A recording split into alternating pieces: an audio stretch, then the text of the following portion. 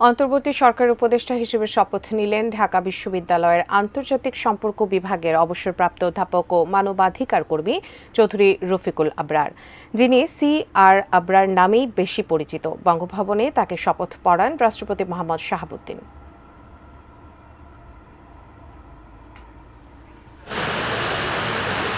পূর্ব নির্ধারিত সূচি অনুযায়ী বুধবার বেলা 11টায় ছিল অন্তর্বর্তী সরকারের উপদেষ্টা হিসেবে অবসরপ্রাপ্ত অধ্যাপক সি.আর. আবরারের শপথ অনুষ্ঠান।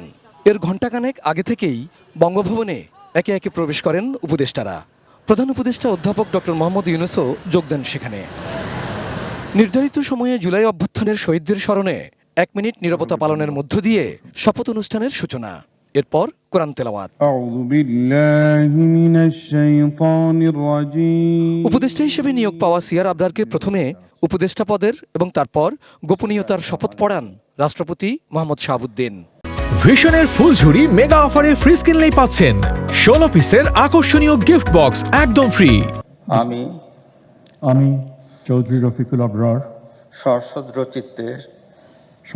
চিত্তে শপথ করিতেছি যে সি.আর. আবরারের যোগদানের পর মোহাম্মদ ইউনূসের সরকারে উপদেষ্টার সংখ্যা দাঁড়াচ্ছে 22 জনে। অন্তর্বর্তী সরকারে অধ্যাপক ওয়াহিদুদ্দিন মাহমুদ শিক্ষা এবং পরিকল্পনা মন্ত্রণালয় সামলে আসছিলেন। সি.আর. আবরার শিক্ষার দায়িত্ব নিলে নতুন করে দপ্তর বন্টন করে দেবেন প্রধান উপদেষ্টা। আমি বাংলাদেশের প্রতি অকৃত্রিম বিশ্বাস। ঢাকা বিশ্ববিদ্যালয়ের আন্তর্জাতিক সম্পর্ক বিভাগের অবসরপ্রাপ্ত অধ্যাপক সি.আর. আবরার অভিবাসন খাতের বেসরকারি গবেষণা প্রতিষ্ঠান রামরুর নির্বাহী পরিচালক হিসেবে কাজ করতেন। রোহিঙ্গা শরণার্থী, অভিবাসী শ্রমিক, বাংলাদেশের উর্দুভাষী জনগোষ্ঠীর নাগরিকত্বের মতো বিষয় রয়েছে তার গবেষণার মধ্যে। একসময় মানবাধিকার সংগঠন অধিকারের সভাপতির দায়িত্ব সামলেছেন তিনি।